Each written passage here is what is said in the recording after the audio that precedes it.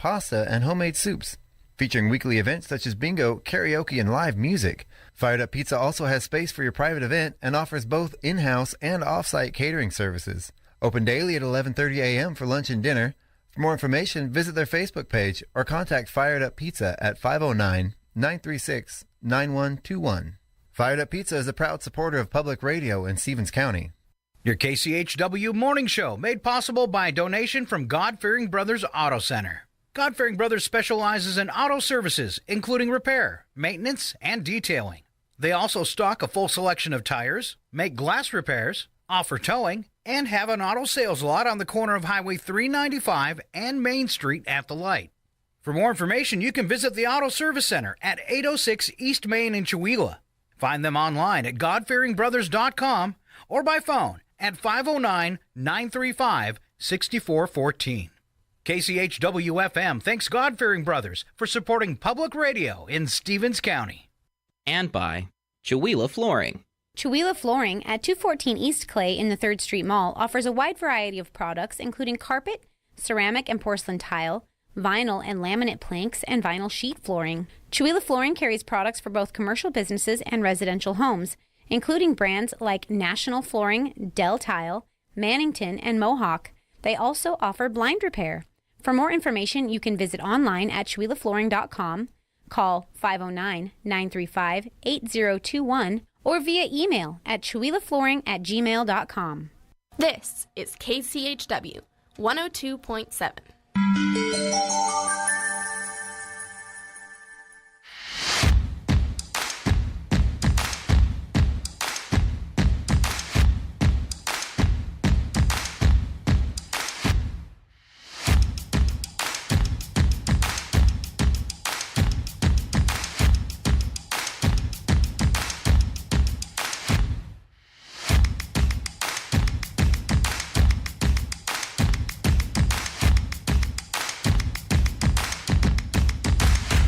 Good morning. It's the KCHW Morning Show. It is Friday, July 12th.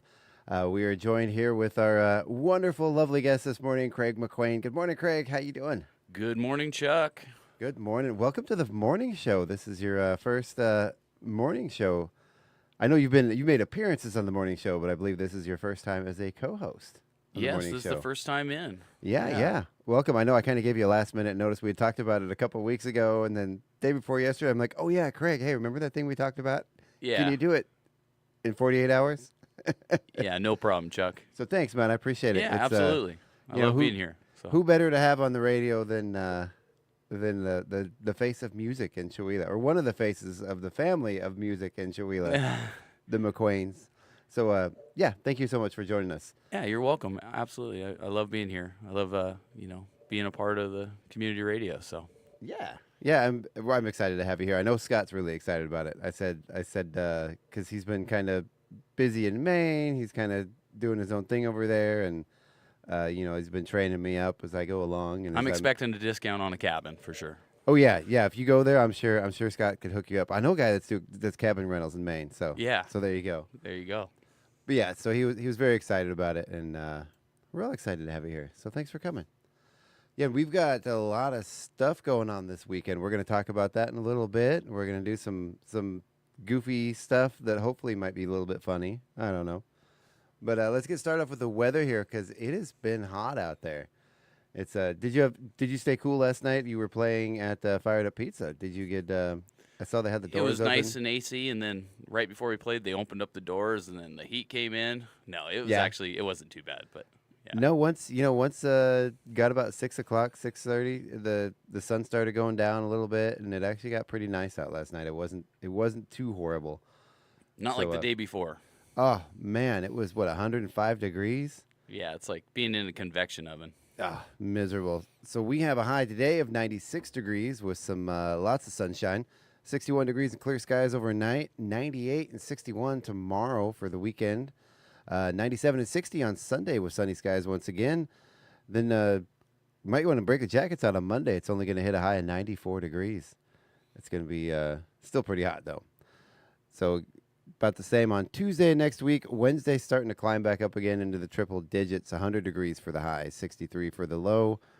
98 and 62 next Thursday. And, when you look at the extended forecasts, you go out pretty much till the end of the month with nothing but sun in the high 90s. Looks like summer. Yeah, it's if I say it every day since this heat wave started. If you know loved ones, if you have anybody out there, your neighbors, check on them, make sure everybody's okay. Especially if they somebody that doesn't have air conditioning in this weather, you gotta there's some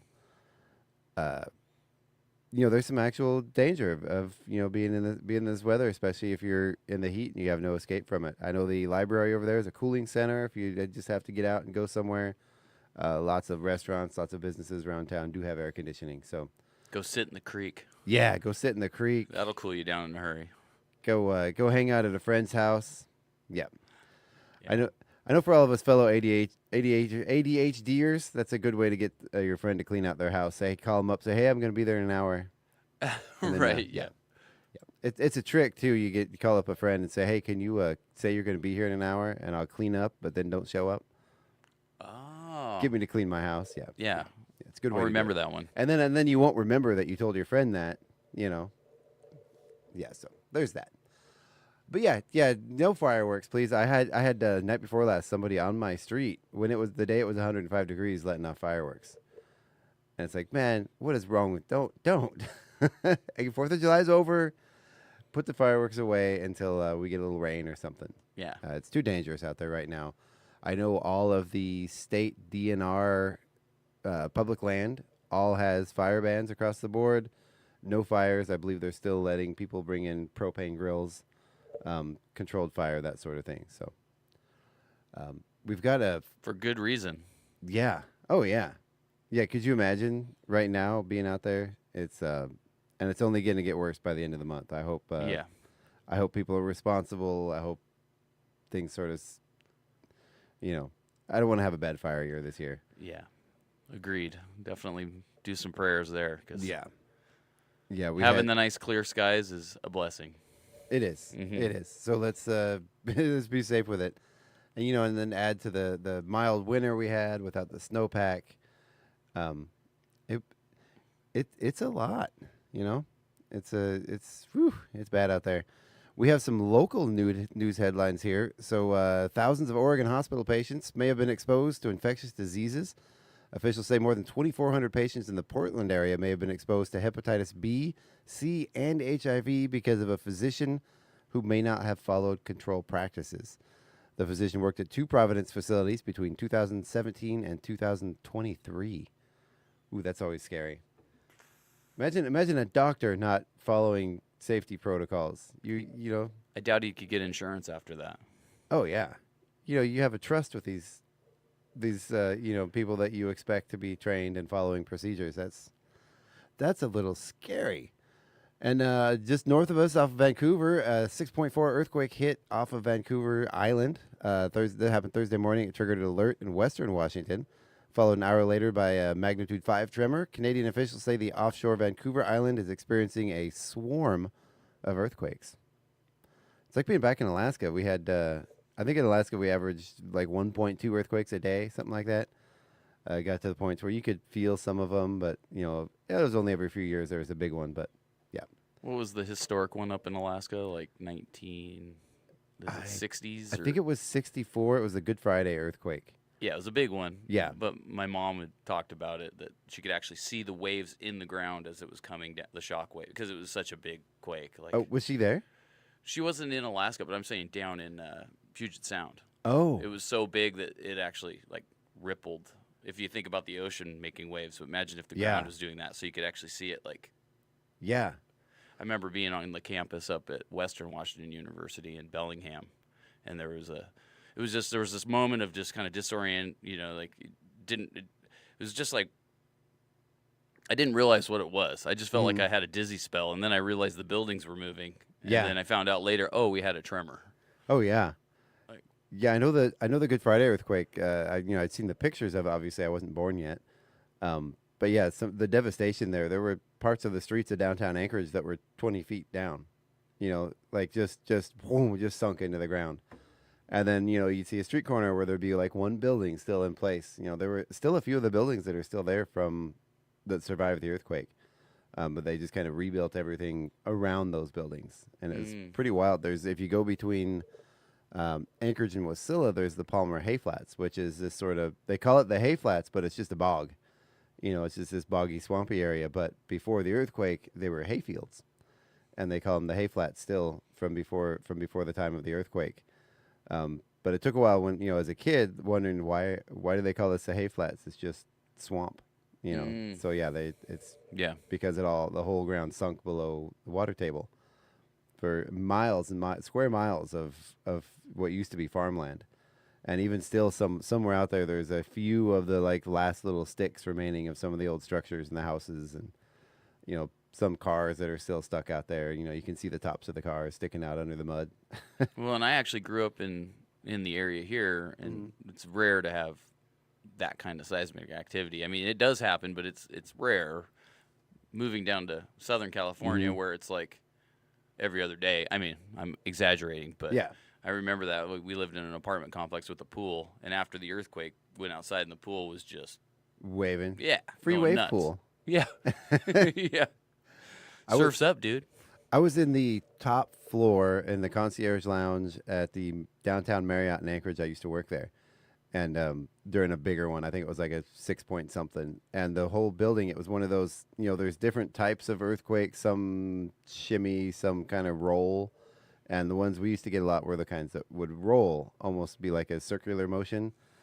And I was in the top floor of the 20th floor of the Marriott, and the Marriott was just a tall, skinny building. It didn't have a very wide base. And it was terrifying because the top of that building starts swaying, and it was hard to stand up because you just start going around in a circle, and you're watching the skyline go round and round in a circle. Luckily, most of the newer buildings are meant to take that. But still, when you're in the top floor of a tall, skinny building, and it's moving around like a carnival ride. It's not fun. No. It's not as fun as a carnival ride. I didn't know this was the Zipper Marriott. Right? It's terrifying. People were screaming, panicking, and when it gets to that point, the elevator automatically shuts down. So you're stuck, and people were clamoring for the stairs, and scary stuff. Next story here, 2 Spokane area locations would each lose a Safeway store under a plan that would sell 166 stores to a new owner. It's part of a massive merger proposed by Albertsons and Kroger. If the merger goes through, the list of Safeways to be sold does not include the Chewelah store, though. So we should be good. I thought they blocked that merger. I guess not. I know there was concerns about monopoly sort of laws being violated, and it would create the biggest. I think they were saying it would create the biggest single grocery monopoly the country's ever seen. It'd be like having a grocery store and the only one in a 45 to 50 mile an hour radius. Yeah. Or a 50-mile radius. That's not a monopoly. No, but I think what the that's a lot. I mean, if you combined all those companies together, that's a huge amount of the market. I think they cut down the amount of stores. I remember hearing something because they had blocked the original, and it was basically just, if I remember right, don't quote me on this, but I think they were just going to buy Safeway, period. And it would just be Albertsons, Kroger, Safeway. And there would be control of all of them. And I mean, you think about... So you go through Spokane, all you can find is an Albertsons and a Safeway, or a Nom Nom, or a Mavericks, and that's it. Right. That's all you. That's your options, and it's all owned by the same people. No, I'm just teasing. But Kroger is Fred Meyer, so it's the Fred Meyer chain. Safeway, it would have been a lot of stores that were all owned and controlled by the same folks. So basically, we'd have Fred Meyer and Walmart, and that's pretty much all we'd have. And then sockeye salmon are booming up the Columbia River in a record run, expected to top 700,000 fish before it's over. But the punishing heat wave has made river temperatures so hot that many may never make their last miles home. It's called a thermal barrier when warm water is as real as a wall for cold water fish like sockeye. In 2015, more than 250,000 sockeye died in the lower Columbia just the same way. The water got too hot for them to travel. So record fish numbers coming in, but with the heat, it's affecting the salmon runs. So that's a little scary, or a little worrisome. I know there's been lots of talk in recent years about low salmon runs, not coming through there, but hopefully enough will make it through. Yeah. I mean, enough will make it through to keep going, but But I saw that. I read I hadn't read that story yet. I saw the first sentence. I'm like, ooh, that's great news. But then Yeah. they always got to hit you with the bad stuff at the end. So on that sheet there, let's go ahead and get over to, if I can find it here. We had a talk this morning. We're both a little tired this morning. We had the art walk. You had, how long did you? Until about midnight. Okay. Yeah. But you were essentially making music from what, 5 p.m. until. Yeah, I started midnight? setting up at about 4:30, and then I was out of the Oasis at midnight. Yeah, I had 2 gigs yesterday. So Wow. Craig and the Brats at Fired Up Pizza, we do the first Thursday art walk, and then every Thursday I do karaoke at the Oasis. So Yeah. yeah. Nice. Yeah, Friday's usually pretty early morning for me. And then he managed to drag himself in here at 7 a.m. to be on the show. So Yeah. that makes us feel special here. So if you want to go ahead and head over to Bits and Breaks on there, Okay. I'll get us started here. Let's see. Yeah, the mouse isn't even moving. I bet. Oh, try clicking it first. There you go. Yeah, it's one of those wireless mice. You gotta wake it up. Yeah. So here are these are just some conversation starters here. I don't know if we can ask people this. This first question here is, where do you hide your money? I don't think we can talk about that on the air. I know we were. Now you're going to the side hustle we were talking about. Right. Yeah. Tell us what street were you born on, and what was your mother's maiden name? Yeah. Pictures of your family and pets. Yeah. That kind of stuff. I think we should just go ahead and because there was a topic of conversation, different creative places to hide your money, and they were behind picture frames, or the old wrap it in foil and put it in the old broccoli box in the freezer. But yeah, the main discussion with me and Scott was, figure we got to have money to stock away before we can hide it. So we don't really have much experience in that area. Yeah, you asked me that question, you just hear crickets. It's like you're asking Right. a musician where he hides his money. Right. I work in radio. You work in music. Yeah. What, the money? What is that? So go ahead to the next one here. None of these are really good. These are just sort of talking points. A lot of these require different multimedia stuff that we don't have set up here. So I don't know, Chuck, do you have expensive hobbies or any expensive hobbies? my Amazon addiction. I think that really got established during COVID, of just kind of sitting around bored, Looking through stuff, and then you're like, oh, I need that. And then it shows up, and you're like, I don't know if I needed this. You look around the house, you're like, why do I have a sea of stuff that I will never use? I used once, and then it just kind of gets put away in the, that spare bedroom where you open the door, you throw stuff in, you close the door before things fall out in the hallway. Mm-hmm. Yeah. That's a common thing. We have a whole shelf in our house that's the returns, like when we need to return something, we put the stuff on the shelf in the box. And then 2 months later, we're like, oh, no, I never returned that thing. And now it's a whole collection of... Then it gets moved to the yard sale area. Yeah. I was cleaning out the laundry room the other day, and I've probably found 15 of those boxes that were stuff that we were supposed to return. I didn't open any of it. I don't know what's in it. I just stacked those boxes somewhere else. Most of it's kids stuff, like Pokemon cards or something like that, that they didn't like, or they were the wrong ones. And I found my wife's cell phone. She broke her cell phone and had to return it, to get the new phone, and that's still in there, so we don't get that money back. That sucks. Do you have anything? Do you have any expensive hobbies? Well, you're a musician. Yeah, I put money into gear. Yeah. Lately it has been. I mean, I probably have 4 to 5 PA systems. Why would I need so many? Well, sometimes it's handy because then I don't have to move them. The real question is, why not? I mean, everyone has its own purpose, right? Well, yeah, and I mean they do have value because they do generate. They're like an asset because they bring money in. Oh yeah. I can rent them out. Yeah, get up on here. Yeah, and turn it a little more. Yeah, there you go. There we go. Perfect. There you go. You were coming in a little quiet there. Check. There we go. Yep, I think I'm there. I can hear myself a little better now. Oh, you know what? I was looking at the wrong section. That's why I was looking. I was looking in the pro audio, which is no wonder we needed extra stuff set up. You were in the right section. So tell us some questions we should ask someone before marriage. Do you see that section down there? We're under Are you an honest person? Am I an honest person? I like to think so. Sometimes to a fault, I guess. Right. Sometimes I say things that are on my brain before I start, before I think about it. No filter. No, but I try to. I think I'm pretty honest. I try not to try to be transparent, and again, sometimes I overshare, as my wife always likes to remind me. Mm-hmm. She's like, "Just shut up, Chuck. Don't tell people too much." So, I do that. And sometimes it's oversharing stuff that nobody really cares about. So, I do that. Yeah, but do you think you'll get an honest answer if you ask somebody if they're an honest person? Well, only if they're honest. Yeah. You ever run into somebody that's like just bluntly honest all the time, and they will just I work with a guy like that who just whatever's going on up there is verbal. Yeah, and they just don't hold back. Like, oh, what do you think about this shirt I'm wearing? I think it's horrible and it makes you look fat. You know? Oh yeah. I think dealing with kids a lot of times you get that.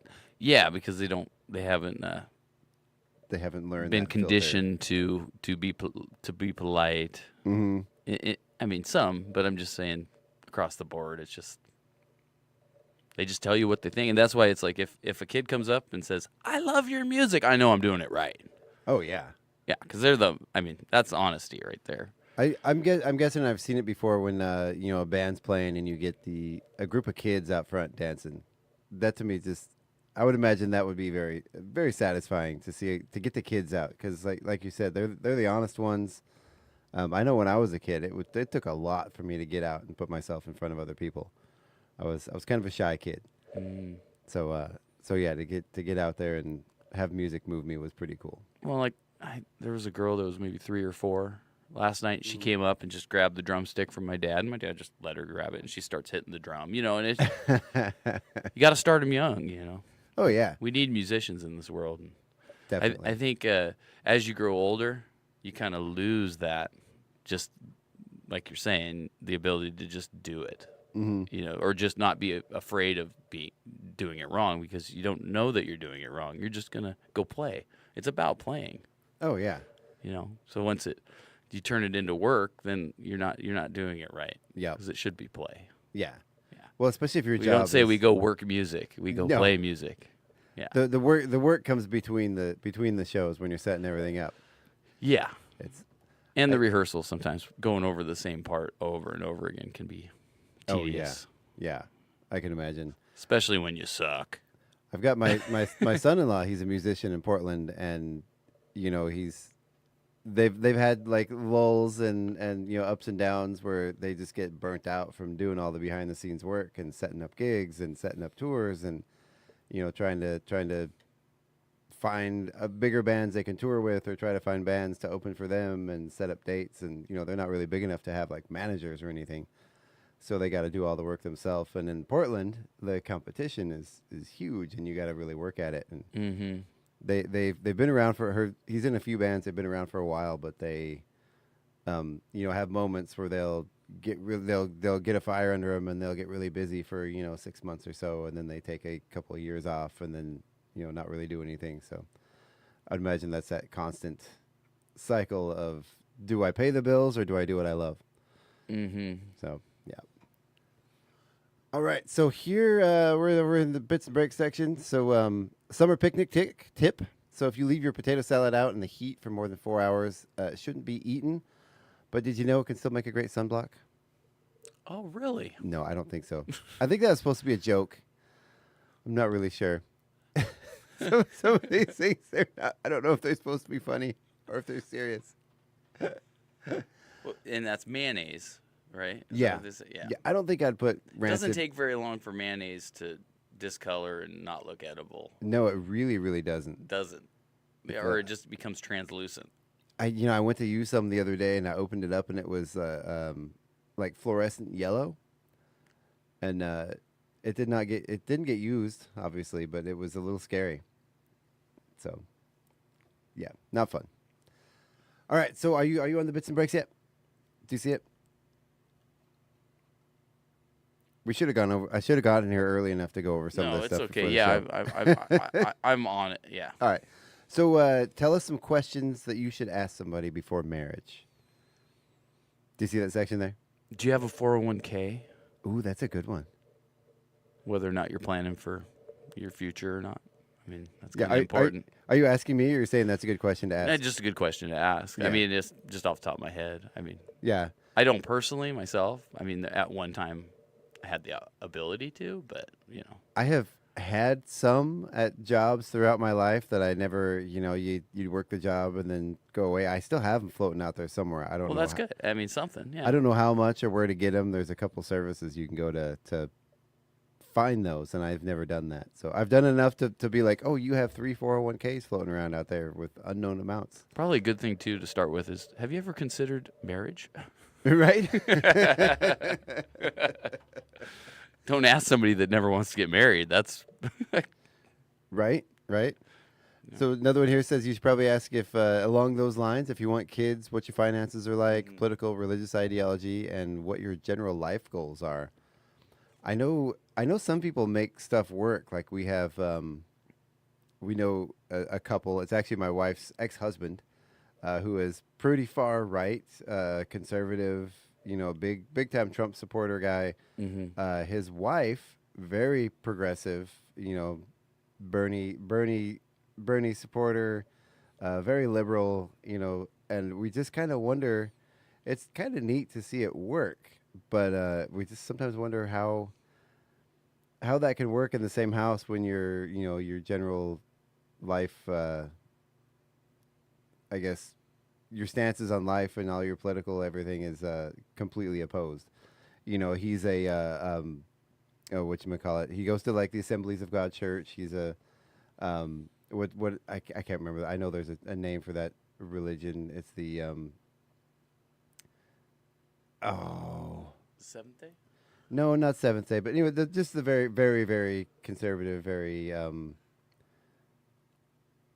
I can't remember what they call them, but yeah, and she is an atheist, and somehow they make that work, and I just wonder and they're very much in love, and they have a great relationship, and it's interesting to see the dynamic there. Well, they say opposites attract. Yeah. But So somehow they make it work. well, and between the two political parties, there's more common interests in there than just the small fraction of things that There are. conflict. I think everybody understands that. There are. Unfortunately, It's the radical sides that cause the difference, like the Yeah. radical ends of the spectrum. So Yeah, people that base their identities on their political beliefs, but and I hope as we move forward, I know in this next election coming up, I don't know how we got on this topic from there, but I hope we can focus on the similarities we have, because we're 90% the same, and then we have that small little bit at the end that's kind of separates us, but maybe not focus on that so much, because things are. well, and I know like some people, like as soon as politics comes up, their voice elevates. Oh yeah. Even though they might be debating or having a conversation with somebody that's like-minded and on the same, they align. Mm-hmm. But for some reason, because it's politics, it has to be brought up to that level where, to an outside perspective, it sounds like they're yelling at each other. Right. But I mean, that also comes from where you're from. Like you talk to somebody from New York or the city, they tend to be louder anyway. Right. Because they're used to being in a busier place, and in order to be heard, you have to be louder. Yeah. Oh, all New Yorkers yell, right? Pretty much, yeah. Yeah, and you always want to make sure you know how much debt you have again, like the 401k. Make sure. Well, you don't. Yeah, you probably wouldn't want to like make a major financial mistake getting married if say, I mean, it could cause you some problems down the road if you're not aligned that way, if you're not on the same page. Well, I know my wife. She was in the middle of going to school. She was getting her master's degree when we started dating. And then realized afterwards the student loan debt that's involved with getting a master's degree that 25 years later we still have. And Yes. we'll probably, unless things change drastically, I don't know, we're going to try to get on, hopefully be able to get some of these loan relief programs. But otherwise, she'll probably be stuck with it for the rest of her life because we'll probably never pay that off. You know, we've paid on it for 25 years, and the balance of the loan is still higher than the original loan after paying on it for 25 years. So that's the way these student loan work. People talk about the student loan debt and should we forgive it, should we not? You're not forgiving the actual original loan. What we're forgiving is the interest on the loans most of the time. You're like, so honey, how were you at math? Right? Do you like math? Right? Yeah. Math. Yeah. No thanks. I got a lot better at math after school than I ever was in school. I think doing construction and stuff, you learn the math that you need, and then all of a sudden, oh, I get it now. This actually makes sense. Right. Applied yeah, stuff yeah. instead of just hypothetical. Yeah. Computing equations that have, maybe it's the curvature of a basketball or something. Yeah. It's like, okay, this is not going to help me make, that last minute shot at the 3-on-3 tournament to win it. Just because maybe, I don't know. Right. Well, then, applied versus theoretical. Yeah. Yeah. The abstract concepts, I never got it. Of course, my geometry teacher in high school, he was older. He was actually senile. He was dyslexic, so he would write problems on the board backwards, and then try to laugh it off like, ha. The solution is 42. Give us the question. Anytime there was a test, people would have a problem. If someone didn't know the answer to something, they'd raise their hand, and he would work the problem out on the board, and it just became tests in Mr. Bredberg's class where somebody would just raise their hand for every question, and we'd all get 100% on the test because he would do the problem on the board for all the questions and forget that he was doing them. Yeah. So I think a lot of that might have been in the teaching. I never got very good at it, though, until I needed to use it. Your class was real problem solvers. Yeah. No, we were good at getting Mr. Bredberg to help us out. He's a good guy, though. Another question related to the same. How's your credit look? Sort of it's kind of a personal question. But I'd save that one for at least the third date. Put up the application out, run a credit check, background check. Well, and you wouldn't want to be married and then realize something that might have been a deal breaker after the fact. Mm-hmm. Like, oh, you're a felon or whatever it is. You're a felon. Oh, I married a serial killer. Wow. Yeah, you never know. Oh, so Will Lee says, he says, nice shirt, Craig. There you go. Yeah. Are you seeing that? Are you following along? Yeah, I just saw that down here. Yep. Gotcha. We got a few comments. Oh yeah. Kirk says good morning from the shadow of Mount Rainier. Ooh, that must be nice to have some shade right now. Ooh. Yeah. I'm sure it's beautiful. I wonder, is it as hot? I think the whole state is under a pretty strong heat wave. I wonder if it's as hot on the other side of the mountains as it is over here. And I don't think it's ever as hot as it is over here, but I know it's hotter than usual at the moment. Yeah, and I'm sure the heat there is, since it's more humidity, probably pretty bad. Ken and Kirk say good morning. Rayo Hod says good morning, who is also known as Paula, who's our Wednesday morning co-host. And she'll also be here on Fridays with us, too. She couldn't this weekend because she has Shakespeare in the Park. Yes. Tomorrow that she's directing, which I've seen the pictures of. It looks amazing. They did yesterday. She posted pictures of their dress rehearsals. The costuming looks amazing. It's going to be such a cool setting. They had to move it from the theater over to the woods behind they were going to do it in the theater in the park, and they moved it over to that little grassy area behind the theater. Yeah. It's going to be in the shade because of those trees. And then the creek there, it's cooler. Yeah. Yeah, definitely. I think it's going to be a really cool setting. I'm really real excited because I was able to join in, and I get to be in the band. Yes, that's right. Yeah. Oh, yeah. Well, I'm playing mandolin. Yeah. Which is my new little instrument that I've been learning. So very cool. Yeah. Very cool. I'm excited about that. Yeah, it's going to be a lot of fun. So I have my dusty out of tune mandolin over there hanging on the wall, but I noticed it. I was like, for me, it's really weird to be in this environment without my axe. Usually when I go into battle, I have a weapon with me. Here, your only weapon is your brain. At 7 o'clock in the morning. You need that sound effect. That do do do. Like- Warp drive just did not go in. Like do do do, or what? I can't even think of it. Like when you're dying a Mario game. Yeah. Yeah. And Railhot says sounds terrifying. I don't know what she means. Probably the earthquakes we were talking about. 'Cause that's when yeah, that came in. Okay. Yeah. See, you're paying better attention than I am anyway. So. Well, it's hard. It's hard. I mean, to talk, pay attention to that, It is. and it is. cue me to Right. talk more. It's, Talk more, Craig. talk more, Craig. So, are you on that sheet with the? Do you see the different the questions about marriage? How does your Okay. credit look? Okay, yeah, yeah. The next one, the same checking account. How do we divide the bills? That's always a good Yeah, one. that's an interesting. Whether or not you have a joint account, or if you I think a joint account and then having some separate monies is probably what a lot of people do, so that you have petty, like petty cash. So Right. it's like if you're not having to go that way. I mean, balancing the combined checkbook could become quite a nightmare. But I mean, if you have an accountant in the family that loves to do that, that loves to just sit there and bean count. I wish we had one of those in our family. Yeah, Maybe we could train one of the you teenagers. need to do it. spawn one. I do like that idea. I know because there's a term for it. There are married couples that have their finances completely separate. They divide their bills up.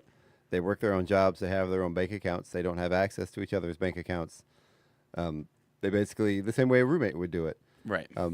I know when our life, because we have businesses that we run together and that kind of stuff. I don't know how that would work, but I love the idea of having sort of a separate, the way you put it, like a petty cash account. Because I know there's times when you just go and buy something, and then the other person goes to pay a bill. Hey, where'd the money go? This was in here yesterday. Right. You didn't tell me you were going to spend $300 on a new piece of pottery. That kind of stuff. So, Mm-hmm. and that's happened a few times in our relationship where someone spends something unexpectedly, and all of a sudden one of us pays that bill, and then all of a sudden, oh, there's no money to pay the bill. Yeah. Well, and it's like if you have two different businesses running, it's like you don't want to have those two businesses exchanging. It becomes a accounting nightmare. Oh, to, yeah. to account for it all. Yeah. Right. So it's like to have them completely separate Yeah. is the easiest when it comes down to doing the books, Oh, definitely. Yeah. Businesses. as far as transparency and all that. Yeah. Oh, yeah. Because they'd be like, well, yeah, well, it looks like you did that, but is that really what you did? Like, When you have your business account, it is important. You got to have that separate, and then you got to pay yourself. So we always make sure we write that down, make sure it's documented, and then that gets paid to ourselves as if we're paying an employee. right. So- Yeah, it's a lot clearer that way. Yeah. Instead of being like, oh, we're on vacation, let's just use the business card. Yeah, I mean there are times like, oh no, I'm at the grocery store and I need to Well, life happens. yeah. There, right? there are times, but then you gotta make sure to go in. It's like and- I'm gonna drive the 30 miles to go get my other card. Right. No, not gonna do that. Not when it costs Yeah. $4 a gallon in gas, and Right. you're driving something that gets 5 miles to the gallon or whatever. Right. just like- Luckily, we do the thing where I have a couple of the payment methods on my phone. I try not to use them too much because they're all the business ones. But sometimes you get to the store and you're like, oh no, I don't have my wallet. Mm-hmm. So it's nice to have that as a backup, but try not to do it too much. Pets. I think that's just as important as kids sometimes. I mean, we have pets that are more high maintenance than our kids are. Mhm. So I think it's important because you don't want someone coming home constantly with a new dog or a new stray cat or something if the other one is not okay with that. Mhm. Because there's a lot of cleanup that goes along with it.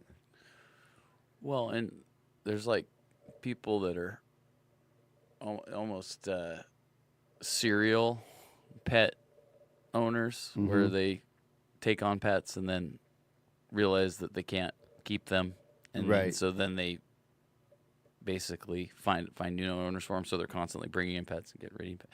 It's like, Yeah, if you're gonna do that, at least call yourself a foster family or a rescue. Right. That's one thing. But I have a hard time with that. And we recently, a couple years ago, rehomed a turtle. It was one of our kids' turtles, and found out that as the kid moved into the teenage years, maybe not so interesting to have the turtle, and the turtle was kind of getting neglected. We had the big turtle habitat and got left. The turtle didn't get left outdoors. The outdoor habitat got not maintained, and the pumps froze and all that. So, come springtime, it's like, do we really want to put another couple $100 into getting the tank back, the habitat back up and going, or, Like a fish tank. I mean, I've Yeah. never owned fish myself, Yeah. but I have friends that do. Exactly. And I'm like, the amount of work to clean and they get. I mean, I don't know how long it takes, but it doesn't seem like it takes very long before those aquariums start getting kind of. Oh yeah. They need maintenance. Yeah. So it's like a constant thing. I mean. This one wasn't an underwater turtle. It was a tortoise. It was a eastern box turtle, but it was she was.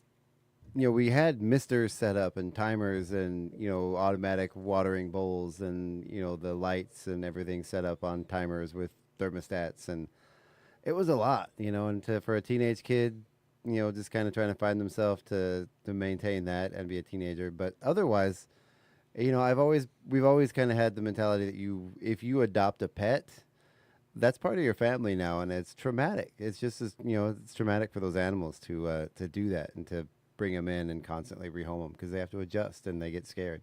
Mm-hmm. So, it's kind of like a family member. You bring that pet into your house and it's, like it or not, they're part of your family now, Mm-hmm. We just recently lost a dog. We had him for 13 years. Every second of those 13 years, he was the loudest, most obnoxious. We loved every second of it. Right. And we miss him. But, man, our house is so much quieter now. And we had Sorry for your loss, though. Well, thank you.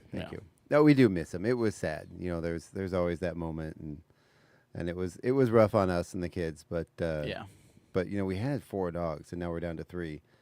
And the peace and quiet. He was always the rabble rouser. He was always the one pitting the other dogs against each other and getting the other dogs to fight, and then he'd go eat their food. Yeah. You know. Then he was just a little Chihuahua. So one of those little yappy ones. They're very vocal. Oh, very vocal. And he was my boy. I was the only Little one. man syndrome. Oh, yeah. I mean, I could flip him upside down, rub his belly, and tease him, and he loved it. Anyone else touched him, and he is snarling and biting. Rip your arm right off, right? Yeah. He was my boy, so I had to. Just tail and teeth. Yeah. We miss you, Jack. So let's go ahead. Well, we're about to head into our break here. I'm going to do. You want to do some trivia? Ooh. Are you going to ask me some trivia questions? I'm going to ask you some trivia questions. Notoriously terrible at trivia, but good. That makes unless it it's like MTV trivia. For some reason, I got that down. But. All right. So don't scroll down. Okay.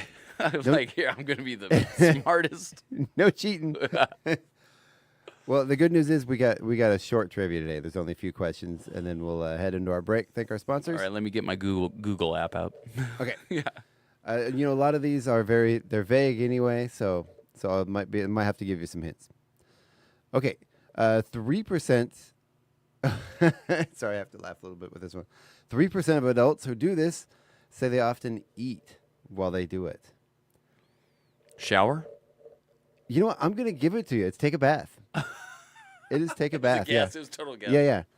Although I think showering makes that a little harder, unless way more difficult. Yeah, unless it's your shower beer. I know that's the thing, I guess, a shower beer. They even make. I've seen cup holders that go in your shower for your shower beer, and then you can put a cap on your bottle, so you can drink. I'm not a big drinker, but me neither. I mean, I've been sober for 3 years, but I mean, I can remember the shower beer, of course.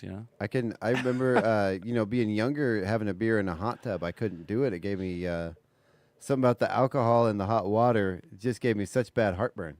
Oh, yeah. I couldn't. Heartburn, and it makes you feel lightheaded. Probably the carbonation, maybe, yeah. It just foams up immediately. Yeah. Yeah, I see a lot of people do it, and I'm like, it makes me hurt physically to see somebody drinking in a hot They're tub. just a different type of animal. That's all it is. Can't do it. I'm like an old man when it comes to that kind of stuff. Okay, so but we have like in our bathroom we have one of those trays. It has like a book holder and somewhere to hold your phone and place like with the TV. Yeah. Yeah. I mean, not the TV, I know, but yeah. I'm teasing. But no, it's it's nice to have a drink and occasionally, you know, if it's a recreational bath where you're just kind of relaxing in the hot water, you know, you got sore joints or something, you know, you can, you know, read a book or watch a show or have a snack while you're taking a bath. Yeah, why not? Yeah. You know. There's some things that don't work, like potato chips in the bathtub. Probably not the best idea. Speaking of fluid, what's significant about the book Fluid Concepts and Creative Analogies by Douglas Hofstadter? Okay. Yeah, the book Fluid Concepts and Creative Analogies has a unique thing that it was. Again, this question is very vague. I'm going to give you a hint. It was the first to do this. What was it? It was the first to do. I guess be an audiobook. It was the first to be sold at a certain location, certain bookseller. Oh, first one at Barnes and Noble, maybe. I don't. Nope. Dude, do you want me to tell you? Yeah, go ahead. It was. Yeah, I know. It's a complete random guess anyway. Yeah. First book to ever be sold on Amazon. Oh, okay. Yeah. First, Fluid Concepts and Creative Analogies. And I remember when Amazon was just books. Do you remember that? Yeah, I mean the Yeah. what would that be? The infant time of Amazon. Yeah, now yeah. Amazon's so huge. Now Amazon is it's like It's basically big and large. If you've ever seen Wall-E, yeah. Oh yeah, and it's or like Hey, they're building spaceships. What do you know? right? Or Hey, like, we're all going to space. like Costco and Idiocracy. Welcome to Amazon. I love you. Which celebrity said, "No, I never thought about murder. I could never kill anybody ever. Not that there aren't people who need killing." The options are Johnny Cash, Robin Williams, Freddie Mercury, or Betty White. Sounds like Robin Williams humor to me. That was, is that your guess? Yeah. That is wrong. Do you want to take another one? So between Johnny Cash, Freddie Mercury, Betty White? Johnny Cash. Johnny Cash it was, yeah. He did a lot of songs about killing people. Yeah. Man in Black, right? Yeah. I'm guessing it was probably in response to, asking him if he'd ever thought about it from all the songs. Right. Yeah. I could see that, though. Actually, I don't know. From all the stories I heard about Johnny Cash, he was actually a pretty nice guy when he was sober. Yeah. Yeah. All right. Well, we are going to go ahead and take a quick break here. We're going to play some news, and we're going to thank our sponsors. And thanks again, Craig, for joining us today. Absolutely. We'll be taking this short break, and we'll be right back in just a little bit.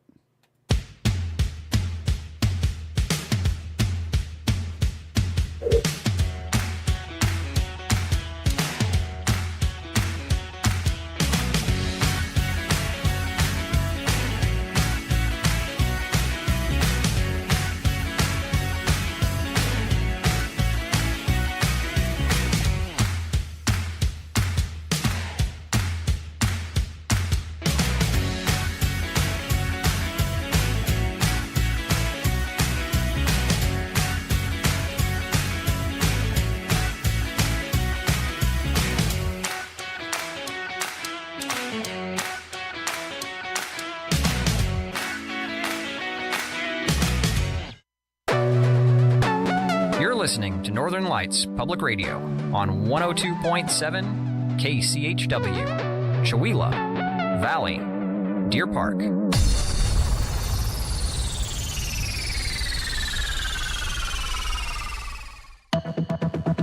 The Public News Service Daily Newscast, July the 12th, 2024. I'm Mike Clifford. President Joe Biden mixed up the name of his vice president, Kamala Harris, and his Republican rival, Donald Trump, on Thursday, where the 81-year-old aims to quell concerns that he's too old to run for re-election. That from Reuters. They quote Biden as saying, "Look, I wouldn't have picked Vice President Trump to be vice president if she was not qualified to be president. So start there." And as the nation remains in overdrive on verbal gaffe mode, Biden also mistakenly referred to the Ukrainian President Zelensky as President Putin. Reuters notes Biden's campaign has been on the ropes for 2 weeks since his poor debate performance against Trump, his 78-year-old Republican rival. We head next to New Mexico, where teachers educating young people about climate change don't want them to feel hopeless. And they have worked on and developed curriculum to match that outlook.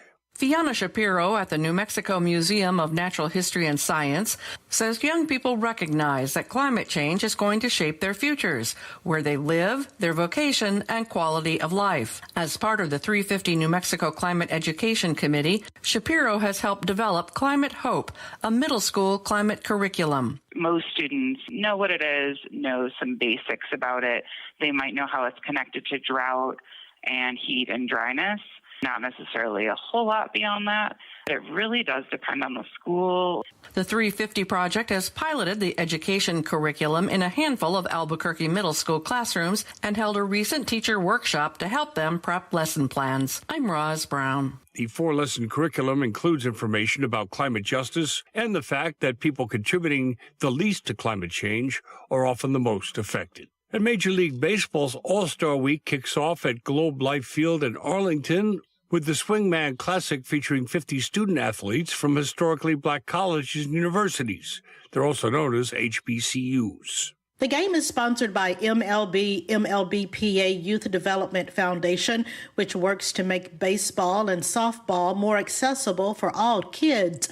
Executive Director Jeline Batris says after the game, some special athletes will be recognized. We have an MVP, which is focused on the skill and the talent, but we also have a character award where it goes to another young student athlete. And we really want to recognize that young man's impact in their community, how they give back, their academic track record, and it's not solely based on how they're doing as a baseball player. The students were picked by Hall of Famer Ken Griffey Jr., Major League Baseball representatives, and scouts. I'm Frida Ross reporting. The foundation is teaming up with Mark Cuban and the Heroes Basketball Center for his Suit Up experience, providing young men with suits, ties, shoes, socks, and haircuts. This is Public News Service.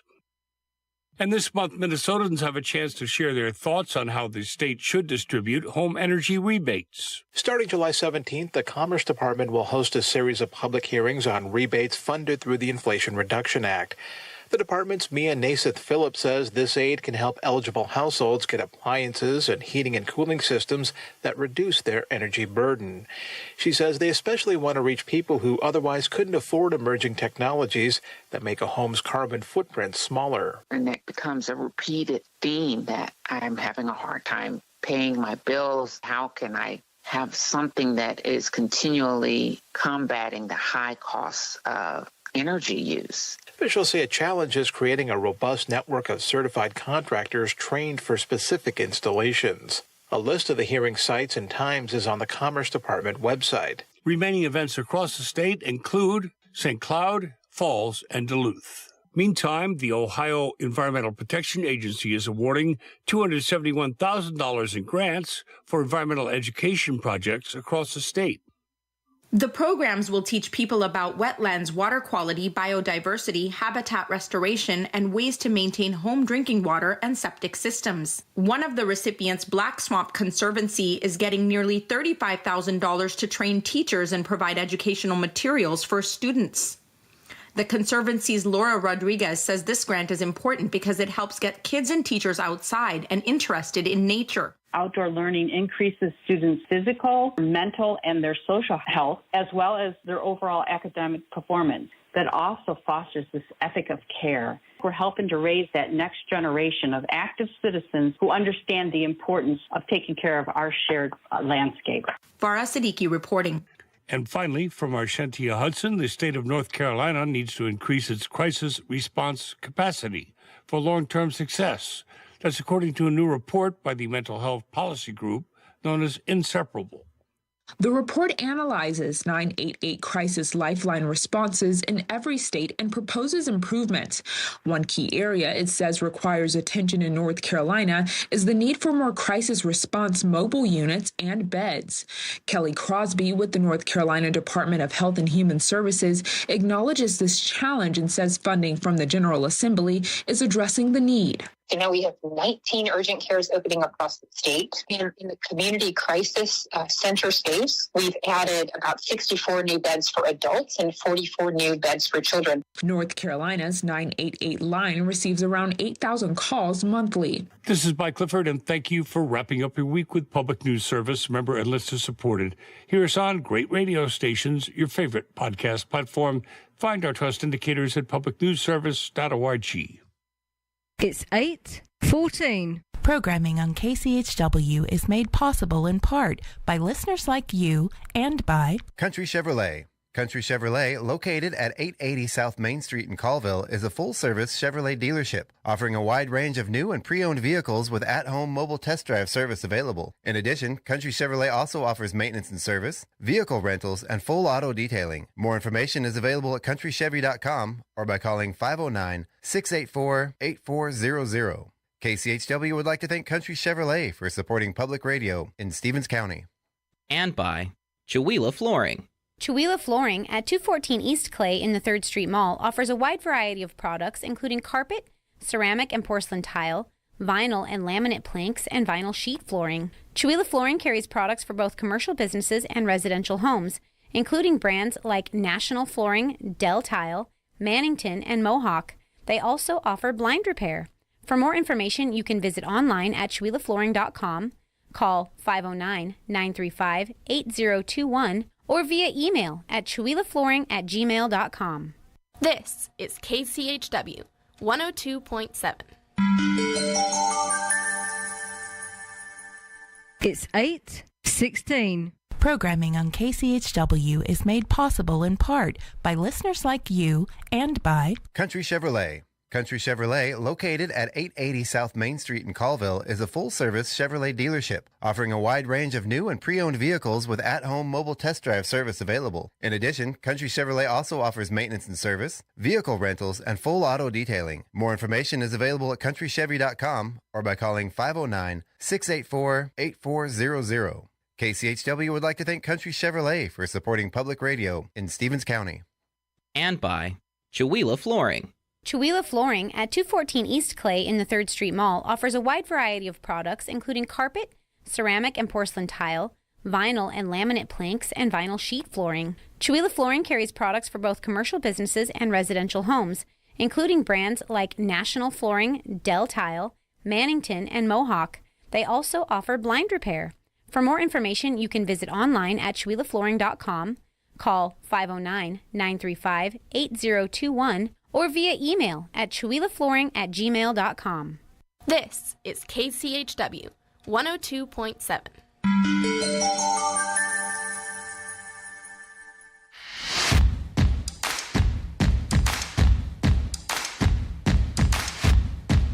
And we're coming back.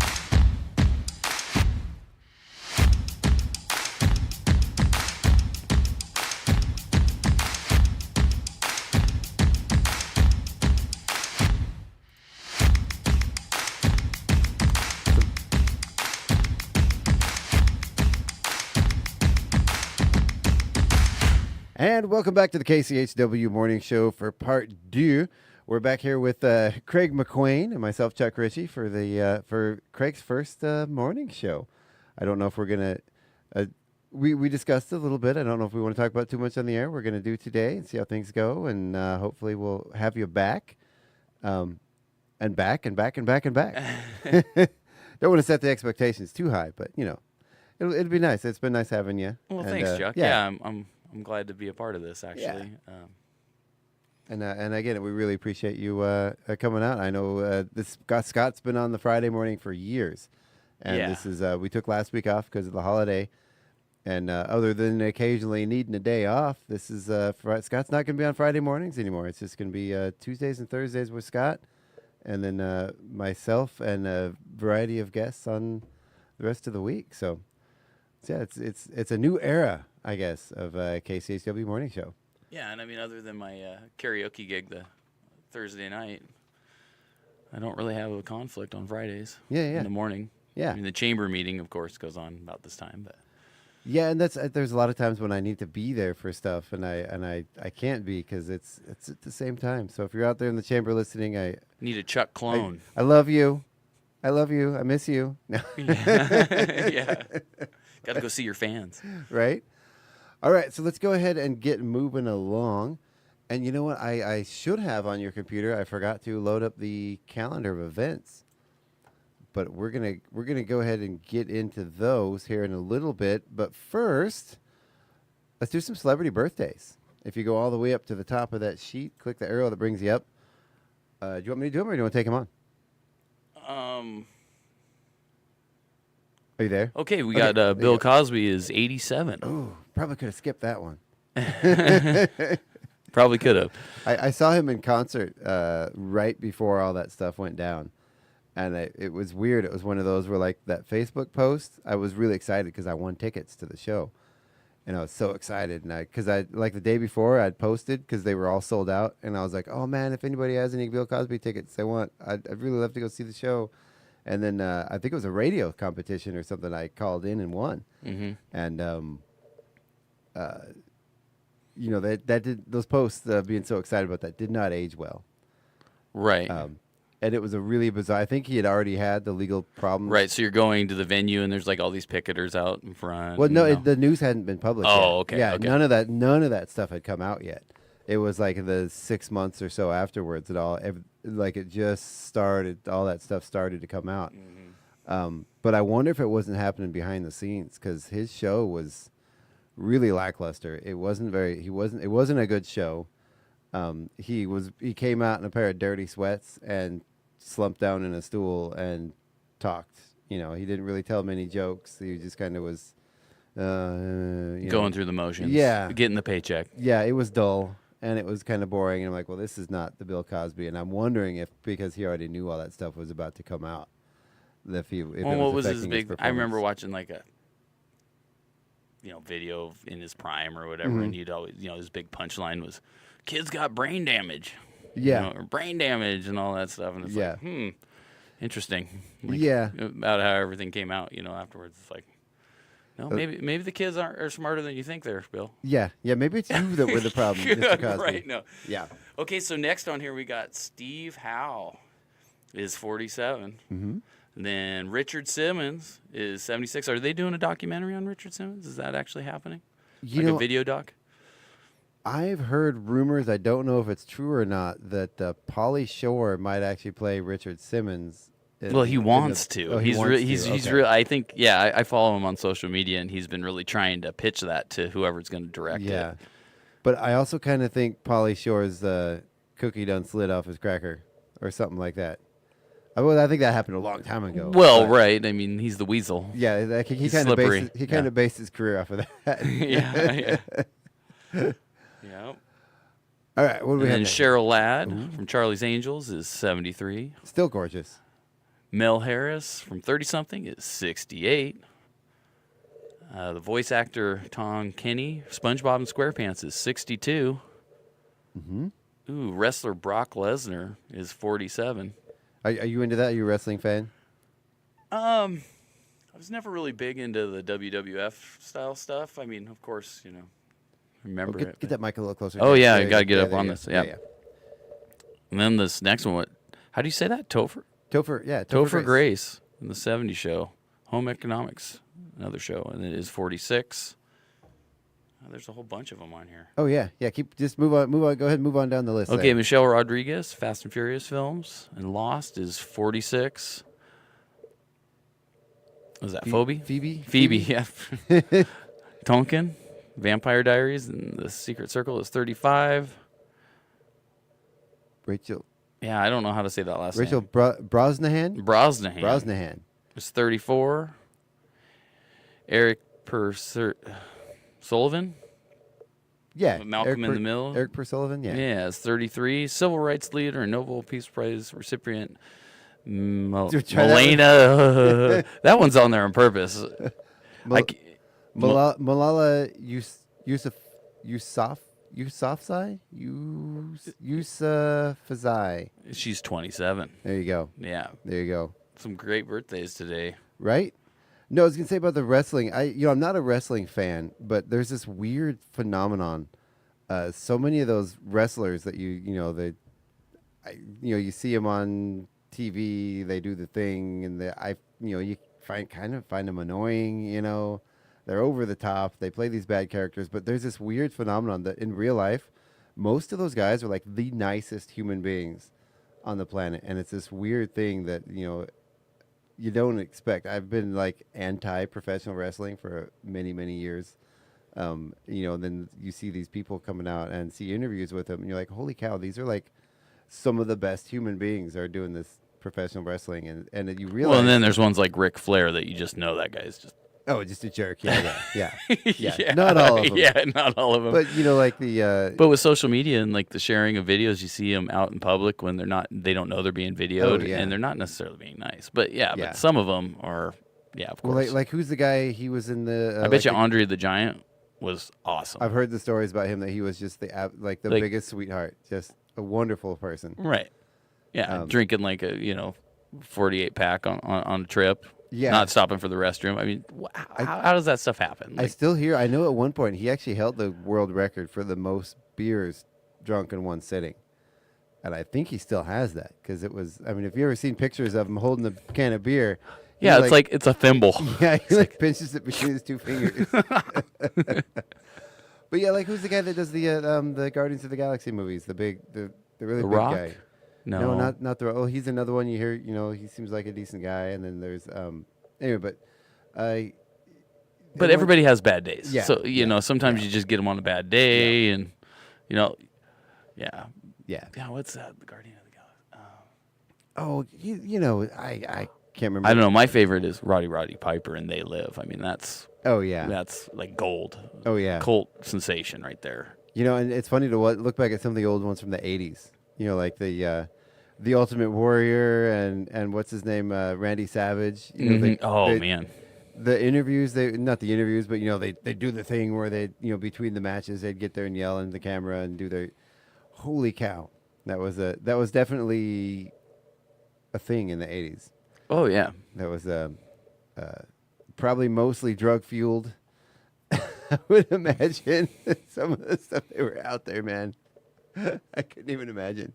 I wonder if they're embarrassed by it now, or the ones that are still alive anyway, or if they're just like, well, yeah, that's just what we did. Some of the stuff was pretty bizarre. It's just the status quo. Yeah, I mean, it's all about shock, right? Shock value. But I get weirdly entertained by it. I mean, it was hilarious. But I remember as a kid watching that and being like, oh, that's scary stuff. Like taking it seriously. Yeah. Having debates with friends. Oh no, wrestling's real. No, it's fake. They're theater geeks. Yeah. Well, yeah, and there's no doubt that it's physical, and they have to practice in order to be able to pull those things off without being seriously injured. Exactly. And that's the skill there. Yeah. Yeah, it's definitely. But sometimes, they make a mistake and somebody really gets pelted.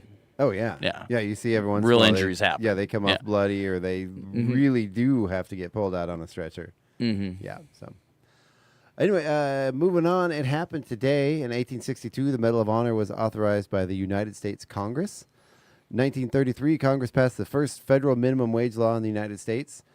33 cents an hour in 1933. I wonder if they just did that because that was the year. But yeah, maybe. That's if isn't there some states that still are about that? No, just right? kidding. Tennessee, Idaho. Yeah, Idaho is one of them. It's scary when you look at those charts of measuring minimum wage versus inflation. The minimum wage is kind of a gentle. It's supposed slope. to be uplifting, Chuck. Yeah, right. Yeah. And the inflation is kind of a mountain. 1960, the Etch-a-Sketch went on sale. 1976, Family Feud premiered with Richard Dawson, the TV's famous kissing host. He was the first host. Could you imagine now a TV host just going on and kissing all the women that walk on stage? That would be really, really uncomfortable. 1984, Democratic president candidate Walter Mondale chose U.S. Representative Geraldine Ferraro of New York to be his running mate. She was the first woman ever to run for vice president on a major party ticket. Then in 1994, a cat named Tabitha was recovered in a crawl space above the baggage compartment of a Tower Air Boeing 747 aircraft after escaping its carrier during a flight 12 days earlier. Tabitha had logged over 32,000 miles. Catch me if you can. Right? She was masquerading as a flight attendant. Yeah. Getting free airline miles. Frisky. Right? Flight attendant. 2008, after dispelling rumors that she was pregnant, France's first lady and former model, Carla Bruni Sarkozy, attributed her belly bump to the occasional drinking of a beer. That's interesting. In 2017, a giant iceberg broke away from the Larsen C ice shelf in Antarctica, about 2,300 square miles in size. That's I bet you the Titanic might have even been able to avoid that one. They might have seen it coming. Yeah, might have saw that one coming. Yeah. About the size of Bill Gates' house. Right? 2,300 square miles. Sounds about right. 2018, Mission Impossible Fallout premiered in Paris. Not sure why that's of historic importance. 2018, the world's longest fingernails were cut off. Sridhar Chilal's nails measured 9.9 yards after growing for 66 years. Wow. I trimmed mine this morning because they were about 1/8 of an inch long, and I had spray foam underneath them. And it was unpleasant. Oh, very much so. Yeah. And I mean, you'd think that would completely would disable you from being able to do anything if you had fingernails that long. Yeah, there's personal hygiene things. Would you have to have an assistant do things for you? I don't know how that would work. I've seen I know who that is. I've seen the pictures of them. I mean, you see like Dolly Parton play guitar with her long fingernails, and I mean, she can do it, but I mean, I don't know how you could do that. Again, 1/8 of an inch is about my max for being able to even manage to push a string down. I can't imagine. I've seen it before. Mm-hmm. Or people that have like you see women in offices working, and they've got like these 4-inch long fingernails, and they're typing on a keyboard. Mm-hmm. How could you even do that? And they're not using they're not using the tips of their fingernails. They're using their actual finger pads. And I don't know how they don't accidentally hit all the other keys. Yeah. Okay, and then last one here, 2020, Kelly Preston. No, I'm not going to say that. She passed away, but we don't need to go into the bad news. Mm-hmm. So tell us about the special events for the day. All right, today, these are the special events. These are global special events, I'm assuming here. Yeah, national holidays and special events. Yeah, so New Conversations Day. That's kind of what we're doing here. Exactly, yeah. Chuck and I are having this new conversation. Cool stuff. I don't know what that is. Word kebab day? Kebab. Kebab. Oh, kebab day. Yeah, I love kebabs. Yeah, love a good kebab. I got different colored eyes day. Oh, you ever met anybody with different colored eyes? I have. Yeah, it's really cool. Yeah. There's a name for it. Is it heterochromosome? No. Something like that. So yeah, something like that. Maybe if you're listening on Facebook, you can comment and look it up and tell What's us the what most that's called. common? Probably brown and blue, I would assume. I think so. Maybe. Because, I mean, that would be the most contrast. Yeah, well, you think about an animal. A lot of cats have that. A lot of dogs have that. I think it is usually a brown and a blue, isn't it? Well, and I know some people have a slight difference between their two eyes, like maybe just a different mark inside the retina. I know it stopped happening when I was a teenager, but I would have at different times of the year, I would have green eyes or blue eyes. Depending on wardrobe for me. If I'm wearing blue, my eyes look more blue. If I'm wearing green, I mean, my eyes are typically green, but just kind of, they change with the colors. It's hard. With the yellow glasses, they look more blue. Well, right. Yeah. See, that's what I'm doing. Yeah. But then they just sort of melded together and became hazel after, so many years. But it was almost seasonal. I don't know if maybe it was affected by the weather or just my body not figuring out Might have been which like it would the be. fresh veggies were out, so you're getting more of the chlorophyll. It was weird, though. My parents used to always talk about it and think it was just like the neatest thing. And they would, this is our son, Charles.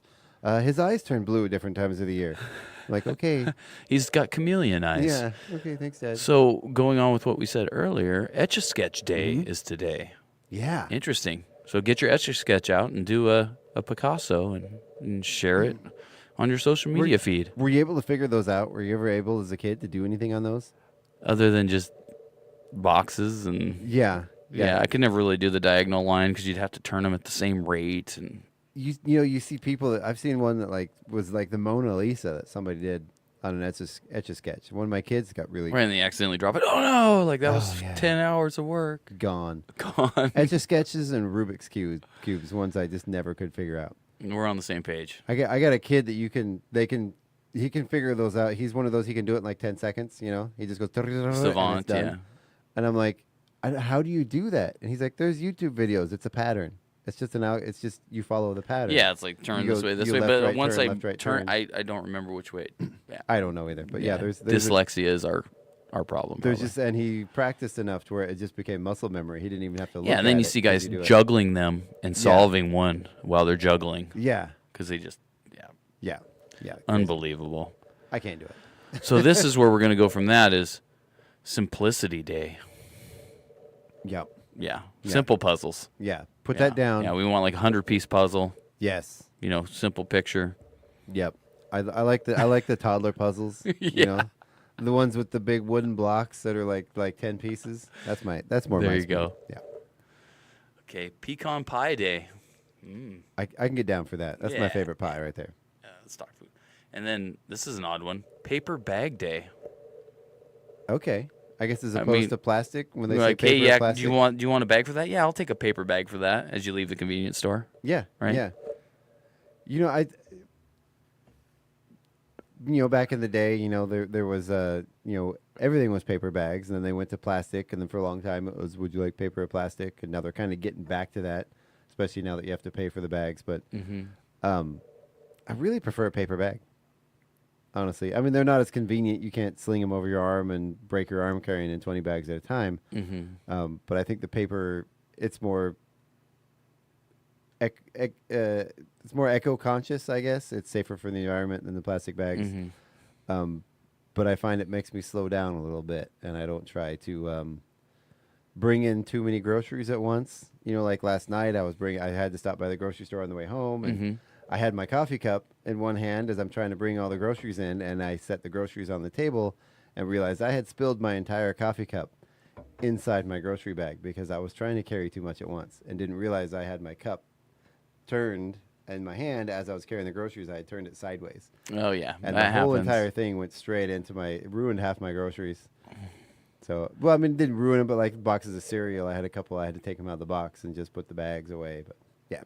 Well, and I grew up in a household where my mom's very recycle oriented. You know, always been that way. So it's like me, I can't throw away that plastic bag, so I'm going to use that for like the wastebasket in the bathroom.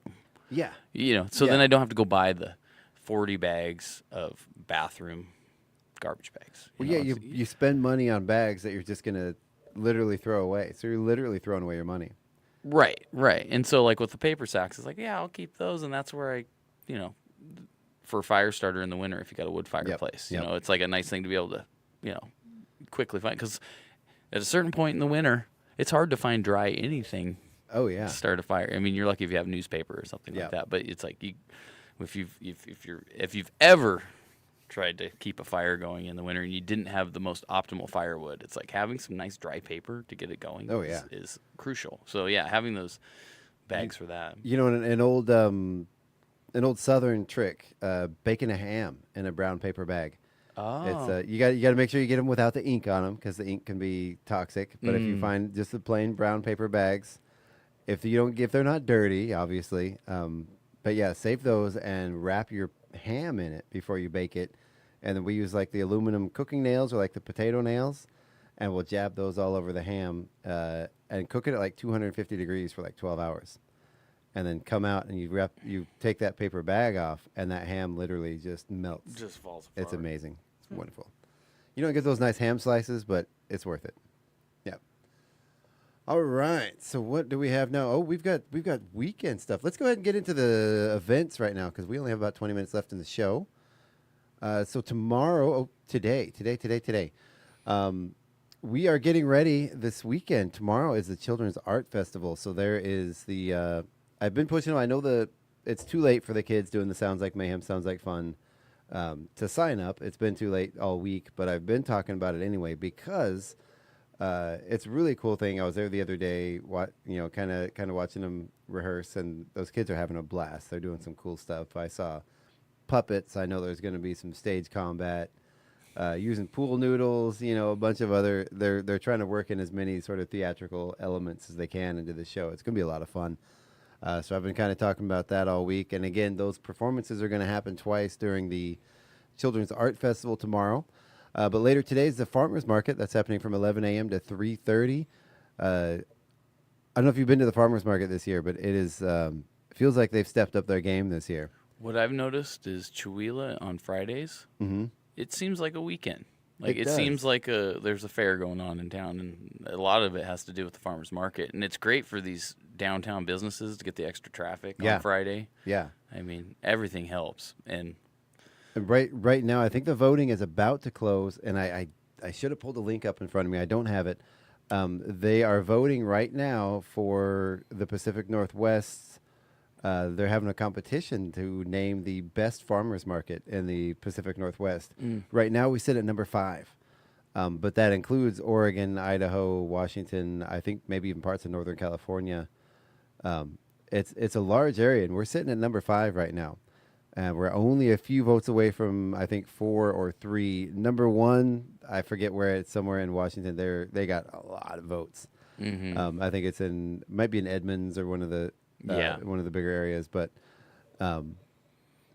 yeah, I mean, that's pretty impressive. And I know people come here from other areas and they come to our farmers market and they're blown away. They're like, how can such a tiny little town have this robust of a market that happens every week? And it's pretty impressive, and I like it. And this year the food vendors have really there's a lot of food vendors this year. I know in the past, especially coming out of COVID, a lot of the food vendors had sort of dropped off, and there were a couple of years where there was only some weekends there'd only be 1 or 2 food vendors. This year the whole street, the area of the market right along the street is lined with food vendors. Which is really neat, and a lot of different variety of stuff, a lot of different vendors, and they've even added a new row. So there's a whole extra row of vendors this year. It's wider than it's ever been before. Yeah, well, that's good. I mean, I can remember there was a time when I was doing some vending and having a little bit of difficulty figuring out how logistics were going to work with that. It's like, we wanted to be right next to the road so we didn't have to pull the trailer all the way into the park, into the grass. But they're like, no, you have to put it to your spot. And you can't actually use a vehicle to bring it in, so you're going to have to manually bring it in. I'm just like, you're making it really difficult for us. We're just a small mom and pop type. It's not like we have a bunch of resources and a bunch of real strong guys that are going to actually move this equipment in there. But yeah, it seems like they must be more accommodating and just, of course, over time, things get worked out. Yeah, I think they've got a pretty good system, and they have carts that they can actually let the vendors borrow, to get to move their stuff in now. They always have helpers. I know when Brad was running it, he had a few teenagers that would come every week, some volunteers that would come and help. And I know Ryan, they've got a couple kids, I think, from one of their church groups that come and help them every week. And the KCHW, we're going to be there today. We're trying to have more of a presence at the market and setting up every week. We're going to be there with our booth. We're going to be doing some live broadcasting. We have 50-50 raffle tickets that are going to be, that ticket's going to be, the drawing is going to be held during Summerfest on August 3rd. The winner gets 50% of the ticket sales, up to $2,500 for the winner. We can sell up to $5,000 worth of tickets. The 50% of that goes to KCHW as a fundraiser. The winner of those ticket sales get the other 50%. So we'll be there selling those, and we're going to be selling ducks for the duck regatta that's going to be happening during Summerfest. Those donations for the ducks go to the Anna Schindler Foundation.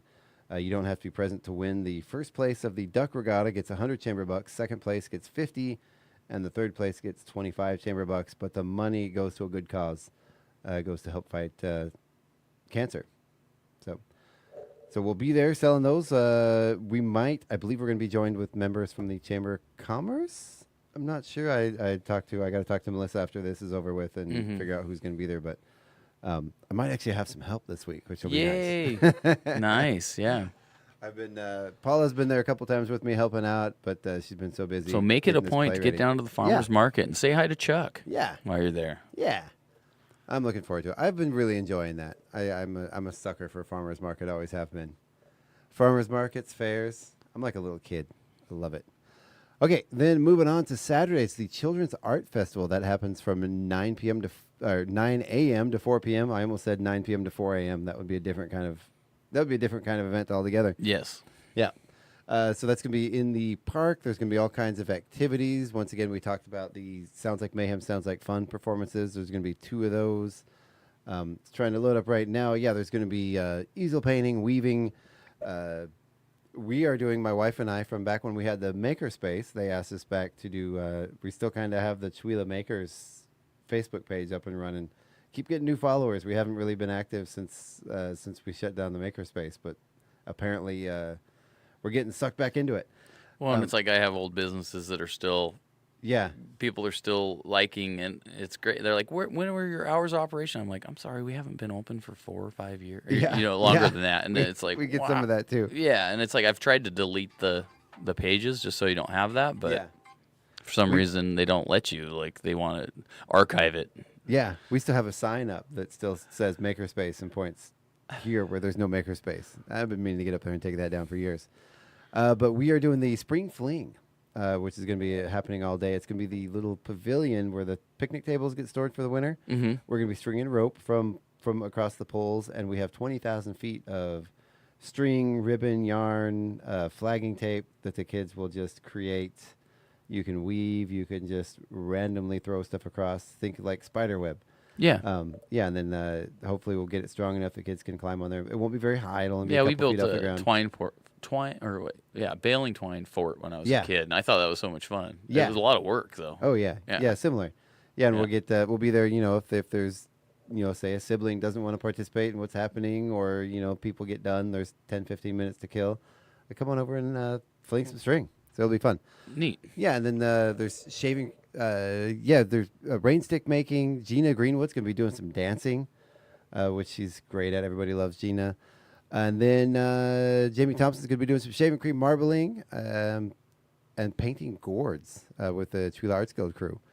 And then following immediately afterwards, you're a part of this, at 4 o'clock over behind the Center for the Arts, is the Center Stage production putting on Midsummer Night's Dream. Yeah. Which I'm very excited about. And tell us a little bit about, so there's a band that's actually formed from this play. Yeah, Josh Jacobson is leading a small band, or just a trio. Mm-hmm. Dave Johnstone and myself and Josh. We're doing bluegrass style music for the theme of this adaptation. Yeah, that Paula has done of Midsummer Night Dream. So it's been a lot of fun being involved in it, and it's going to be a great performance from what I've seen, because I've been through quite a few rehearsals now. So it's really getting put together. And then we got Jay Andrews from the Performing Arts Center doing sound, so you'll be able to hear it. Yes. Over the road noise, because we're pretty close to the highway, and you got trucks going by and stuff. So. Well, luckily you got the buildings there, and the trees, buildings and it the trees. blocks some of it. Yeah, probably blocks more of it than it does at the center stage in the park. Yes, absolutely. The center stage is nice because it's an amphitheater, kind of like projects sound a little bit differently, but we're working with it, and the shade is definitely appreciated with the heat. So. Oh yeah. Like I said, we were there the other day. Right before the decision was made to move it, and it was 100 degrees out, and you could not touch the metal seats in the stadium. And the question is, well, where are people going to sit? Well, in Chautauqua, they'd always put up like a shade. Yeah. Which I don't know if that's still in a shape to be used, or it is not. It's probably deteriorated. The by shade now. itself, if you try to unfold it, it just kind of crumbles apart. Exactly. The poles, the city just recently took out those poles. They were getting rotten. They were getting dry rot where they were coming out of the ground and probably weren't safe anymore. Yep. Where there is talks of getting new shades put in, figuring something else out. I was online the other day with the Summerfest folks, because Summerfest is coming up August 3rd, and we have bands performing all day on that stage. Mm-hmm. So we might try to get some shade in, even if it's something makeshift in the meantime, at least to. Something creative, to provide some shade for the audience, for Absolutely. the bands performing. Goodness, if you're out there on bare concrete with your instruments in 100 Well, and degrees, even under the shade that they had, it was still super hot. Oh up yeah, there, yeah. So air movement is probably the best thing. Get some fans. Maybe some bodies. We talked about maybe renting some of those misting fans. I know. Yeah, those are great. Actually, those work really well to cool the air down. They do. Although I was at, it was so hot. It was 2 days ago when it was so hot. I was over at SETI's in the garden center there where they're set up, and they had those misters going. They have a shade cloth over where the plants are. they had misters coming down, and it was so hot that you could walk through the mist and not feel it. Oh, wow. Because it would dry before it got to you. And it was just... Yeah. Well, and another thing I want to mention about the Midsummer Night Dream, it's a free. Yeah. It's free. Donations definitely accepted. Yeah. And that's great, if you're well-to-do and you want to contribute to it, because it has taken a lot of work to put it all together. Yep. And but it's a great thing for the community to be involved in. And that's behind the PACA building, or the Chewila Performing Arts building. Yeah. Right next to the creek, which I think on the flyer it says in the park. And yeah, we've been talking about it, but it's good to just clarify that. Yeah. Yeah, and I know she's gone around any of the flyers hanging. 'Cause you might get heat exhaustion just trying to find it if you don't know where right. it is. It is, and hopefully there'll be somebody there directing people over if Good people idea. do show up in the park. Maybe say, you got to head over there, and it's a quick walk away. Yeah, I don't think you can cut around behind the ball fields. I remember doing it when I was a kid. Yeah. But I was much smaller back then. Yeah, I mean, and it's pretty overgrown. Yeah, I mean, physically you probably could, but I'd probably walk around the other way. So. Yeah, you might have to, jump over a bum or two, and Yeah. Yeah, right.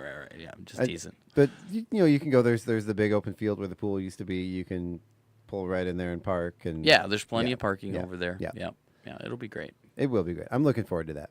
It's gonna be a cool experience, and I know they've been wanting to use that area back there for stuff for a long time, and this was sort of a let's just do it, Well, I played around that area a lot when I was a kid, like the baseball field, the creek. Yeah, I never really realized how much room there is right there. There's quite a bit of room. There is right there. Yeah, and it's really cool. I'm looking forward to it. I think it's going to be a fun thing and open up a lot of possibilities for the future. Later, and also happening in the park on the other side of the park from 10 a.m. to 4 p.m. is the Fun in the Sun Vendor Fair. Let's see if there's that does it for Saturday. Then Sunday, of course, is the Blues and Brews Jam at Fired Up Pizza.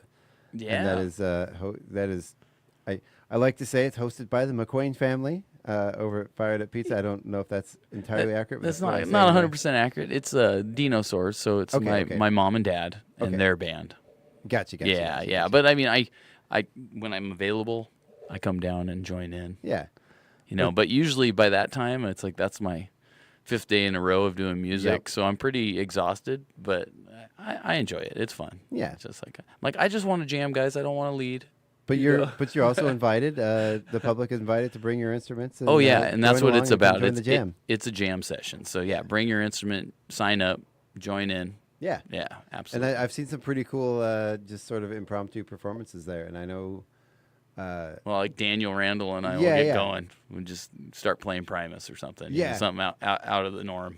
Yeah, I was gonna say I know an individual that's actually had a couple things come from it, and that's exactly what I was thinking of is Daniel. So yeah. And sometimes I've seen him bring his trombone. He'll bring his trombone down. Mm-hmm. Yeah.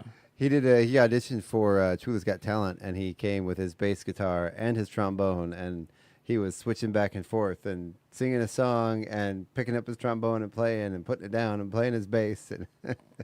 Yeah. I love Daniel. He's a good guy. Absolutely. Yeah, he's definitely a character. So he is talented. There's no doubt. He really is. He really is. Yeah. And to bring to look a little bit further ahead into the future for next week, we have the usual week, but just to highlight some stuff coming up at the end of the week, the bike show is, I believe, happening over at the. Let me check to make sure. I believe that's happening over at the casino. Is that where that is? I'm not familiar with the bike show. Yeah. It's the 2024 bike show that happens at noon at the Mystiqua Casino and Hotel. A lot of cool motorcycles and stuff happening there. And then moving on past there, the Rusty Putter on the 20th is going to be have Rockabilly Space Force do a show up at the Rusty Putter, which I've checked these guys out. They're a lot of fun. We're actually going to have them here on Thursday on the morning show to talk about the show. They do they're a fun group, and sounds like it. And yeah, they're like a space themed rockabilly band, and they also have a podcast they do. It's set in the future. It's set in the year 2095, post-apocalyptic future, musicians cruising around in space, trying to save the universe, but set as if it were a show done in the 50s. These sound like kindred spirits, Chuck. Yeah. I listened to the first couple episodes of their podcast. I'm going to listen to more. We're going to get them on the radio and do an interview with them before their show. I don't know if you're familiar. And it's like sci-fi is becoming reality. It really is. Rapidly. At least the sci-fi that we're familiar with growing up. Yeah. And like those ideas are now becoming reality. So it's like, why not? Right. It's like make it what you want it to be, I mean, playing rockabilly in space is kind of interesting. Oh yeah. You know what they kind of remind me of? I don't know if you've ever heard of a band called the Aquabats. They're a ska band. I believe the lead singer is Bat Force Commander. And they have these whole character personas behind them. They're all this like Justice League sort of, force fighting monsters that come to the planet and, working secretly for the government to fight space invaders. And they had a show on Nickelodeon for a while because they were featured on Yo Gabba Gabba. And they were popular there. They got sort of picked up from there, and they actually had, I think, 1 or 2 seasons of the Aquabats Super Show, I think, something like that on Nickelodeon. And it was them playing music, and it was totally goofy and off the wall. It was sort of like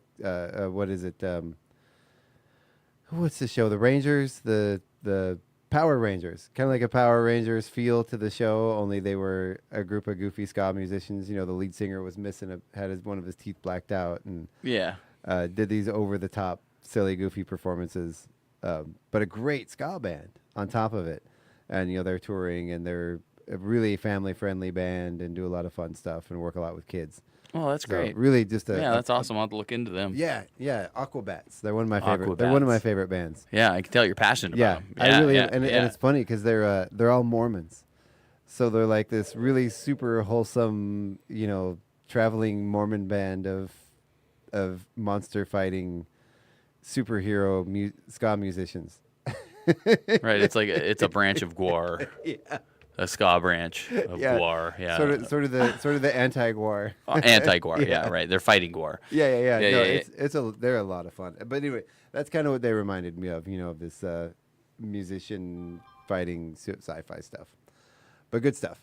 Well, we got can I mention the little gigs that I have coming up? Please, so tonight we have all age karaoke at Fired Up Pizza, which starts at 7, and my friend Cry is going to be hosting that tonight. Very cool. Yeah, and so and then Saturday, of course, we got the Midsummer Night Dream that I'm involved in, and then after that, I am heading over to Hunters because I'm playing with John Pitcher over there.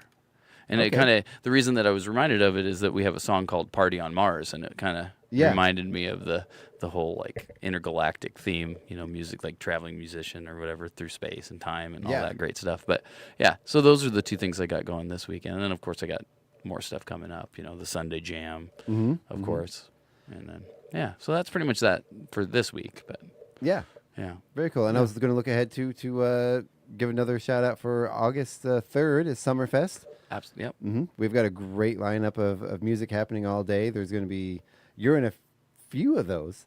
We're starting off with 2 Stones, 1 Bird. Yep. And then we've got some breaks. We're doing a local music showcase. Yep. With some local singers that you're going to be running the music and running the sound for that. Not necessarily running the sound, but DJing. Yeah. For that. Spinning their tracks. Yeah, thank you. That's a better term for it. Yeah, it's okay. We've got a great bluegrass band from Spokane, Monroe Bridge, that's going to be playing. And I believe 1 or 2 of those members might have even played in the past with Billy Strings.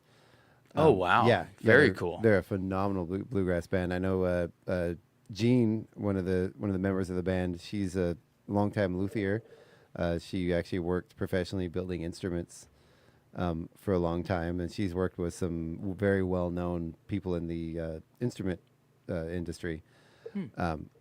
Just a really, really, really wonderful, phenomenal band. And Jean did live in Chewelah for a while. She was actually my neighbor for a while, so she does have that Chewelah connection. Very cool. Yeah, and we've got Kevin Doran. Kevin Doran's coming back Yeah. to do another show.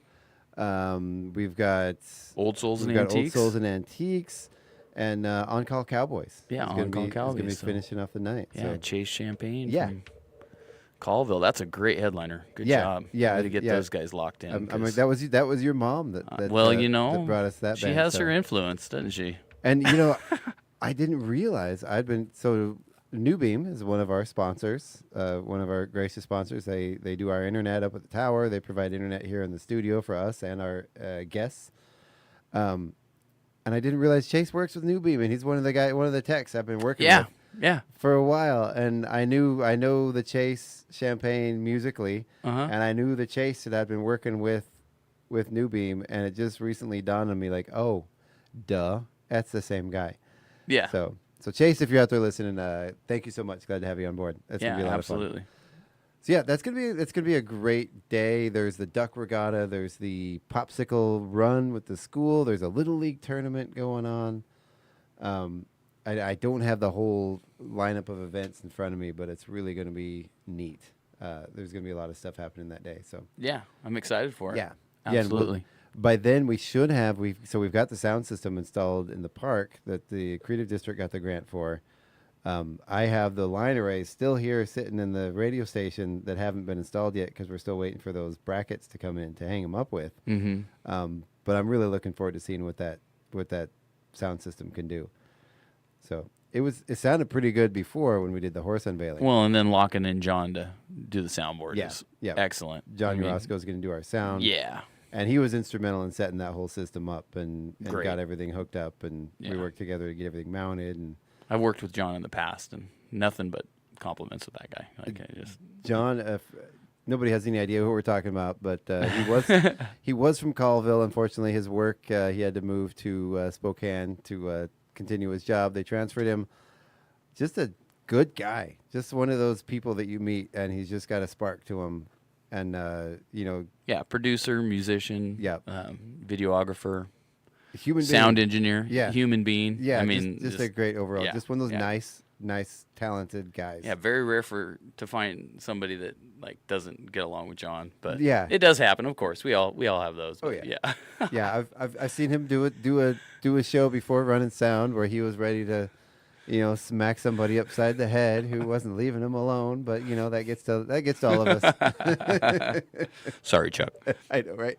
It might have been me. No.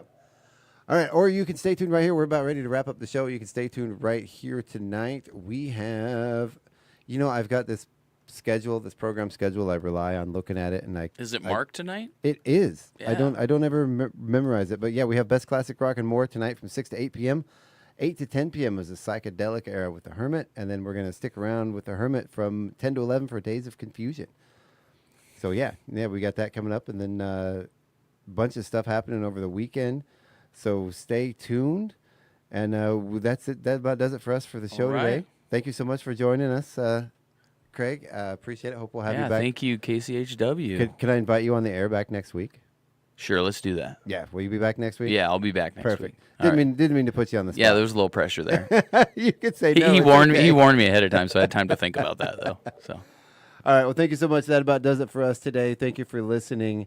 Tune in. Come by, see us at the market today.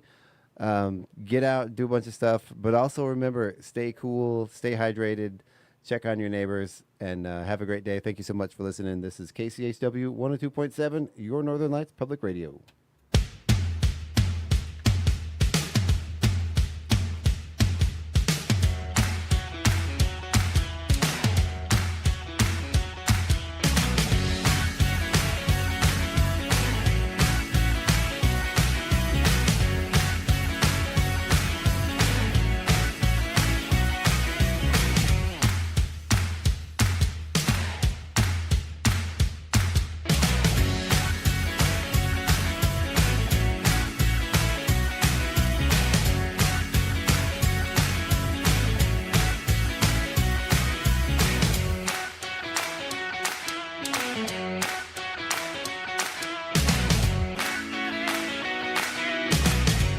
It's 9:04.